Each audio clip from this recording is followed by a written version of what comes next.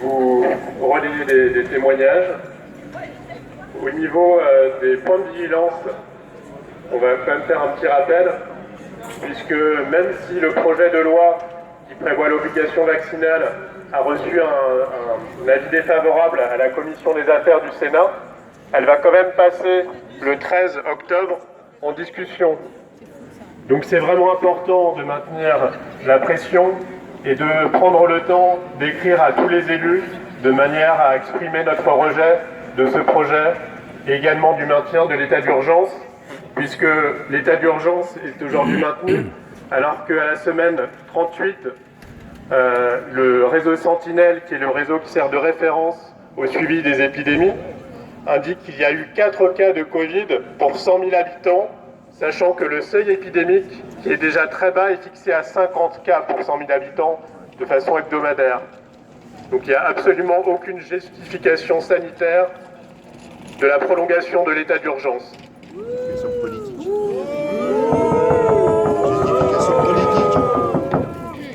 Et pourtant, la prolongation de l'état d'urgence jusqu'à au moins l'été 2022 sera présentée au Conseil des ministres le 13 octobre toujours.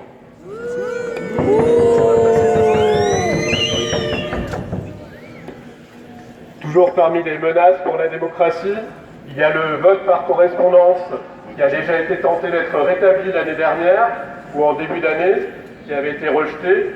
Donc il faut rappeler que le vote par correspondance a été supprimé en 1975 en raison des risques de fraude massive aux élections. Un nouveau projet de loi a été déposé et sera discuté le 21 septembre. Donc le 21 septembre, c'est passé. C'est passé, mais en tous les cas, ça fait partie des projets de loi dont on ne parle pas et qui est en discussion. Ouais. La semaine dernière, je vous avais indiqué le changement de nom de l'appellation du Conseil supérieur de l'audiovisuel. Je vous donne l'intitulé exact. Donc le Conseil supérieur de l'audiovisuel est devenu l'autorité de régulation de la communication audiovisuelle et numérique. Autorité, c'est mieux. Ça fait le sérieux. Que conseil, on donne des conseil. Cette semaine, on a décidé de mettre l'action sur les bonnes nouvelles. Comme cette semaine a été assez riche et que ça fait un petit moment que ça n'a pas été le cas, on ne va pas se priver d'en faire état. Donc déjà, parmi les premières bonnes nouvelles, on peut indiquer... merci. On peut indiquer la création d'un collectif étudiant. Donc, je vais juste donner lecture de quelques extraits de l'article qui présente la création du collectif. Juliette Deschâteaux avait été admise dans une école de commerce, mais on lui a dit que pour pouvoir participer pleinement à la vie de l'école sociale, sportive, associative, elle devait se faire vacciner. Elle a refusé. La voici étudiante en économie à l'université et elle et ses camarades ne sont pas encore concernés par la vaccination obligatoire. Mais ils côtoient régulièrement des étudiants qui le sont et ils voient aussi la pression qui est mise sur leur génération. Ensemble, ils ont créé EMLU, le Rassemblement des étudiants militants libres et unis. Elle porte un regard très sévère sur les politiques sanitaires imposées depuis mars 2020 et les pressions insidieuses et chantages auxquelles sa génération a été soumise. Elle appelle les étudiants à se défaire de l'illusion selon laquelle la vie reviendrait normale pourvu que l'on se fasse vacciner. Les étudiants officiellement concernés par la vaccination sont ceux dans le médical, médecine, pharma, infirmier. Beaucoup d'étudiants en psychologie, orthophonie se voient également concernés puisqu'ils doivent faire un stage pour valider leurs études. Pour ce stage, les écoles obligent aussi à la vaccination. En ce qui concerne les autres filières, beaucoup de jeunes doivent présenter un pass sanitaire. En STAPS, par exemple, les universitaires doivent se rendre plusieurs fois par semaine dans des salles ou des clubs sportifs. À partir du 15 octobre, les tests deviennent payants et représentent un réel budget que certains ne pourront pas assurer. Ils seront donc contraints de se faire vacciner pour continuer les études gratuitement.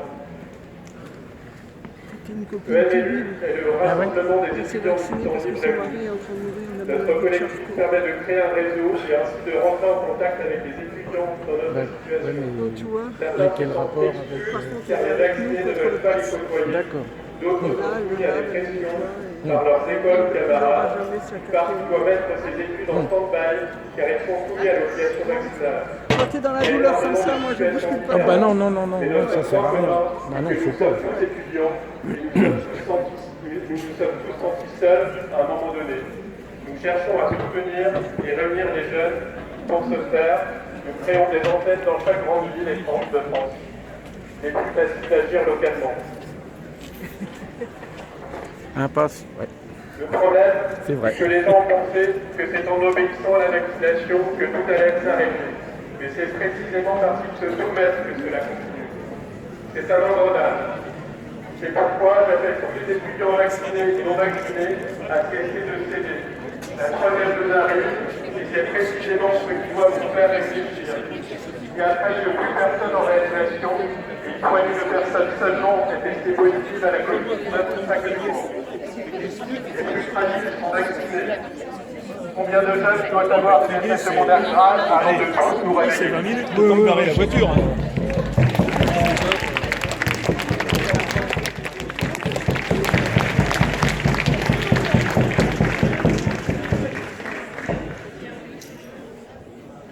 Parmi les très bonnes nouvelles,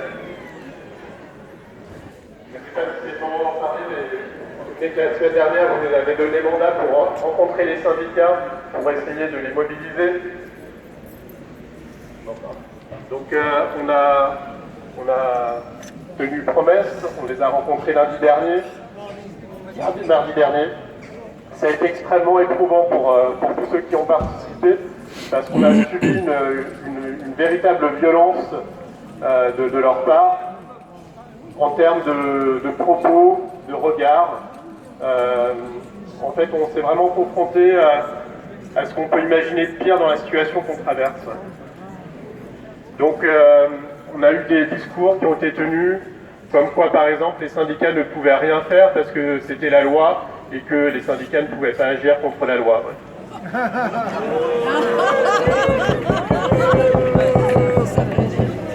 Malheureusement pour eux, le soir même, il y avait une très bonne information qui tombait.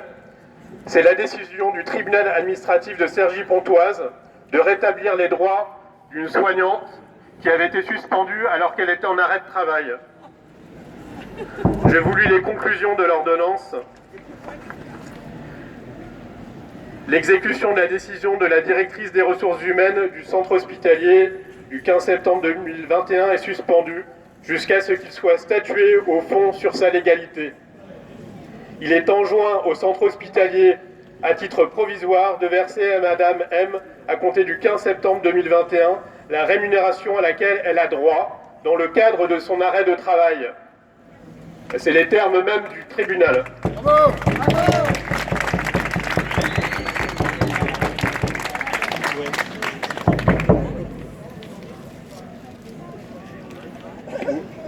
On va poursuivre juste par rapport à la réunion syndicale.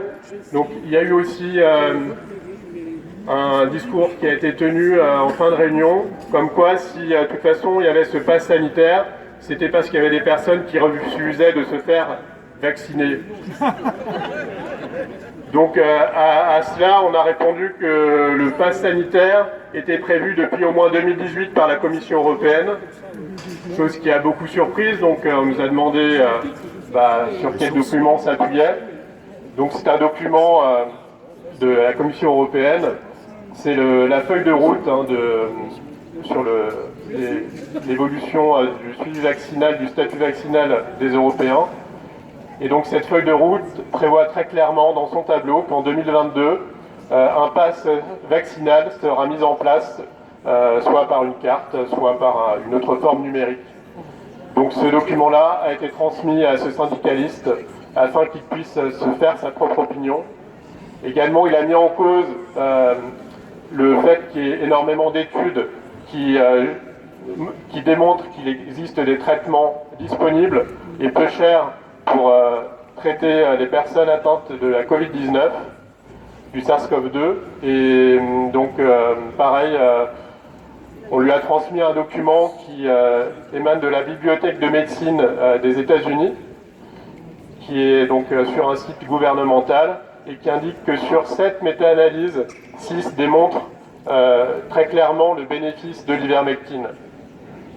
Donc malheureusement, on n'a pas eu de réponse de sa part à ce jour, mais on ne manquera pas de vous en faire part s'il veut bien réagir. Bravo.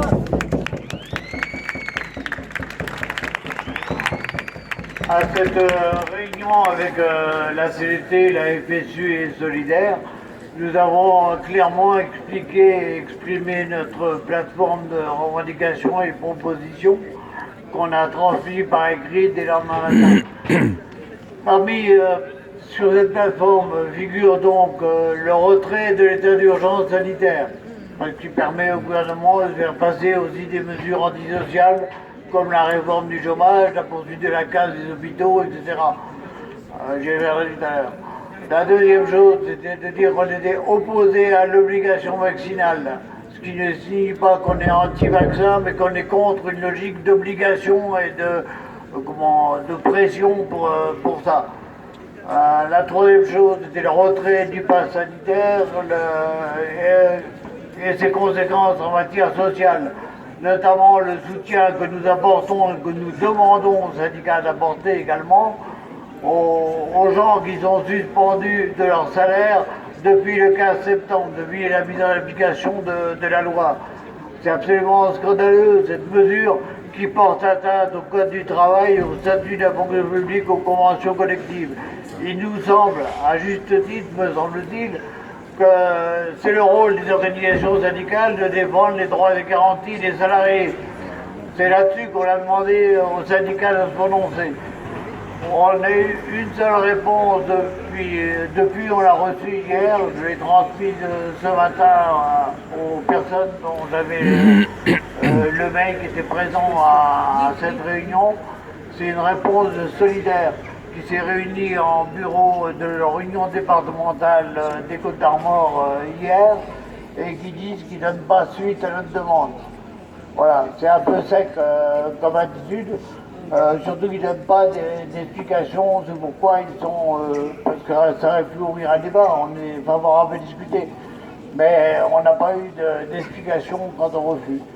Mais vu l'attitude de leur représentant à la réunion, on n'est pas très surpris de la transmission qu'il a pu faire au bureau de l'Union départementale solidaire On n'a pas de réponse de la CGT ni de la FSU. On ne se fait pas trop d'illusions non plus. On sera présent pour défendre l'hôpital public. Le mardi soir, après la réunion intersyndicale, on est allé à quelques-uns à Guingamp, où il y avait un rassemblement dans le cadre de leur journée d'action devant la gare, et où des personnes de l'hôpital de Guingamp étaient présentes. Parce que chez eux, c'est la chirurgie et la maternité qui ont dégagé suite au plan Rossetti. C'est-à-dire que le pass sanitaire aujourd'hui lui permet de passer en force des mesures absolument scandaleuses de casse de la santé publique, alors que justement la pandémie devrait être le prétexte d'augmenter ses moyens. On a pu constater qu'en 2020, il y avait eu 5748 suppressions de lits et qu'en 2021, au 30 juin, on était à 1800 suppressions de lits déjà. C'est-à-dire que le gouvernement qui met en avant la santé de la population passe son temps aussi à casser les emplois publics de la santé. C'est une honte. On sait qu'ils font des cadeaux aux plus riches. On sait que les fonds de race pépère n'existaient pas. Il n'y avait pas de mesures qui leur permettraient de faire évader à la fiscalité 11 300 milliards à l'échelle planétaire. C'est une honte. Les gens pourraient ne pas mourir de faim quand c'était aujourd'hui, cet argent servait vraiment intelligemment. C'est une honte, c'est un scandale. Il couvre les milliardaires et c'est le peuple qui est dans la misère après. Voilà, ce n'est un motif de précision. Mais plus que jamais, malgré ces dénégations ou ces silences des organisations syndicales, nous continuons à appeler à l'unité de la population contre cette politique aberrante, complètement décadente et qui nuit à la population. Ce sont les intérêts de quelques-uns qui sont servis, pas ceux de la majorité. C'est une honte. sommes au XXIe siècle, il ne faut pas l'oublier.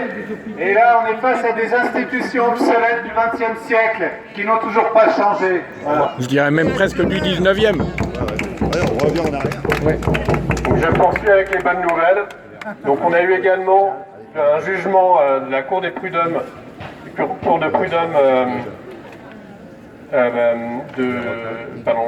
le tribunal de prud'hommes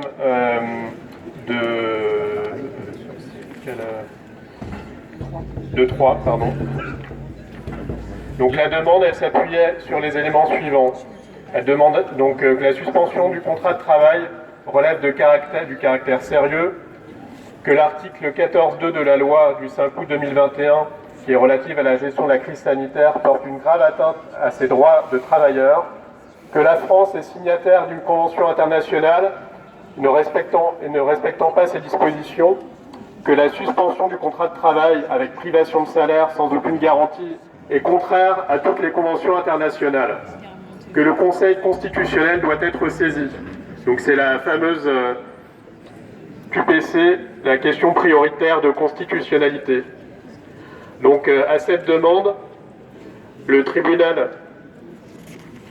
a donné un avis favorable, puisque dans son jugement, il indique qu'il y a donc lieu de transmettre à la Cour de cassation, donc qui fait le relais avec le Conseil constitutionnel, la question suivante.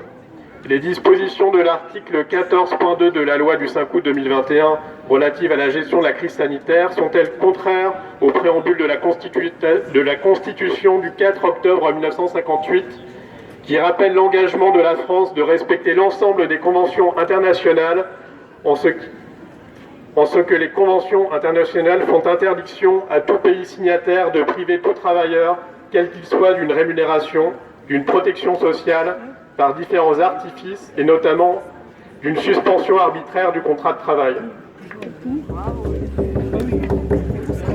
Ça, c'est donc à Troyes, le tribunal de prud'hommes. Donc, ça, donc on a parlé du... Donc bon, c'est un rappel puisqu'on a déjà évoqué. Il y a eu donc cette semaine le rejet par la Commission des affaires sociales du projet de loi sur la vaccination obligatoire, donc qui a été déposé par les sénateurs socialistes. Il y a également un avis défavorable pour l'amendement Jomier qui prévoit une pénalisation des personnes qui ne respecteraient pas cette obligation avec des amendes à 135 € cumulées à 1 500 € en cas de répétition sur 30 jours. Donc ça, c'est pas définitif, mais c'est déjà une première avancée. Aussi, parmi les bonnes nouvelles, il faut noter que l'injection Moderna pour les moins de 30 ans a été suspendue par la Suède, la Finlande, la Norvège et le Danemark en raison des risques de myocardite.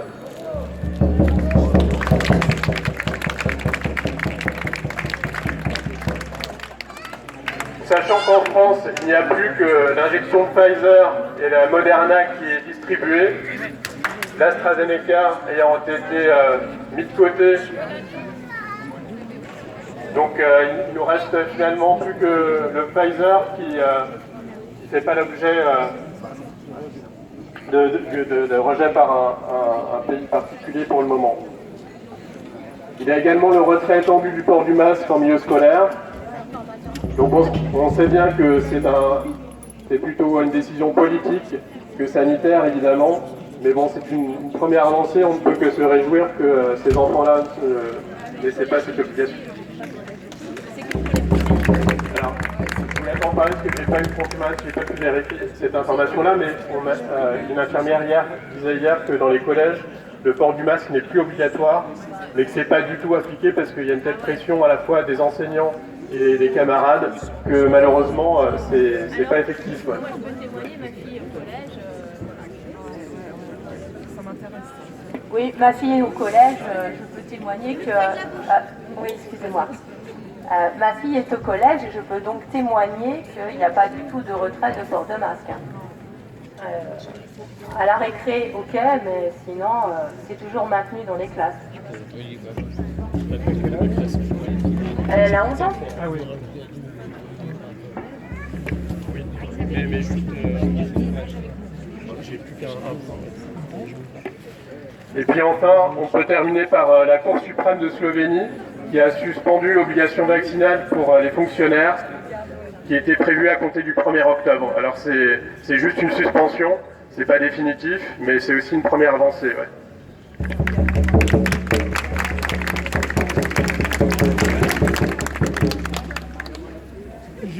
Je reviens. Appuyez sur le bouton. C'est bon. Je reviens sur la question des hôpitaux. Il a été longuement parlé tout à l'heure suite à la manif de Guingamp, de l'hôpital de Guingamp. Il faut savoir qu'il y a déjà une relation privilégiée au niveau des directions entre Lannion, Guingamp et Saint-Brieuc. Et Lannion comprenant Trestel. Bon, ça c'est donc une façon comme il explique, de mutualiser ou de mieux gérer les moyens entre ces trois hôpitaux. Et là, dans la presse d'aujourd'hui ou d'hier, il est question d'une mutualisation entre maintenant Tréguier, Paimpol et Saint-Brieuc.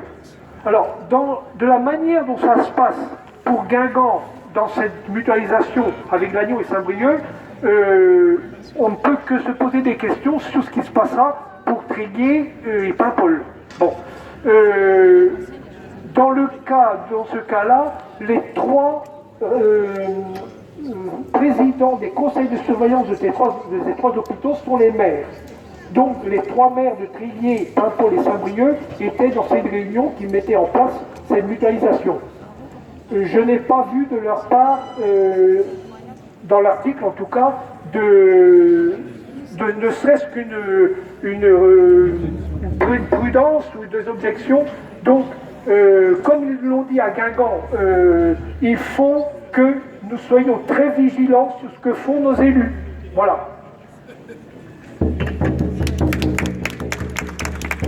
Que ce soit pour Lannion, pour Tréguier, pour Paimpol, pour Guingamp, pour Saint-Brieuc, nous serons aux côtés des soignants et de la population pour défendre l'hôpital public. C'est une honte de fonctionner de cette façon.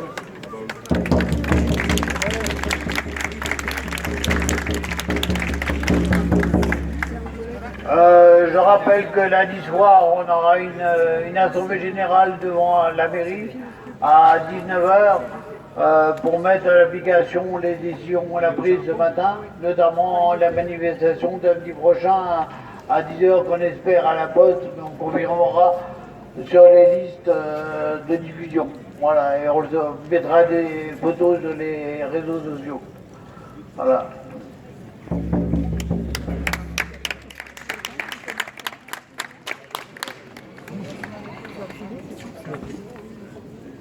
Alors bonjour à tous, moi je suis Sophie, pareil je suis aide à domicile, donc pas suspendue en arrêt de travail pour l'instant. Je suis mère isolée, donc voilà, j'essaye de même être en arrêt, au moins ça me fait toujours 1000 €, hein, n'est-ce pas? Moi je voudrais vous informer aussi, il y a une information qui circule sur Facebook, comme quoi qu'il faudrait faire un blackout de 21 minutes le 12 octobre. Donc je ne sais pas si vous avez entendu parler. Donc tout couper, électricité, les portables, ne plus consommer, ou consommer local chez votre petit agriculteur du coin. Mais il faudrait vraiment faire 21 minutes, voire même 1 heure. Vraiment, il faudrait vraiment même 1 heure, de ne plus aller dans les réseaux sociaux, de ne plus rien faire, de partager avec vos enfants, vos petits-enfants, etc. Et voilà, tout bloqué, parce que les manifestations c'est bien, on est là, on est en réduction je trouve, là cette fois-ci aussi. Et là il va falloir aussi mettre des actions en place qui puissent aussi les impacter. Donc des blocages, etc. J'espère que c'est vraiment prévu parce que là on est une centaine de personnes, si on s'amuse à bloquer. On est 145. 145, super, on est 145. Bon bah voilà. On se maintient, on s'applaudit. Et voilà, je suis là, normalement ma fille de 13 ans vient, mais bon voilà, elle a la flemme. Le 12, pardon, merci, c'est à 16h. À 16h, donc normalement c'est pareil à tous les fuseaux horaires, mais nous, fuseau horaire Paris, c'est 16h. Donc c'est 21 minutes, mais il faudra faire 1 heure. Enfin moi en tout cas je fais 1 heure. À vous de voir. Merci. La copine me fait une proposition d'action, donc on va essayer tous de la suivre, de ne pas consommer de 16h à 17h, par exemple, ou 16h à 16h20 comme on veut. Mais la mise en place de ces actions, parce qu'il y en a d'autres qui sont prévues, dont on ne peut pas trop parler publiquement pour l'instant.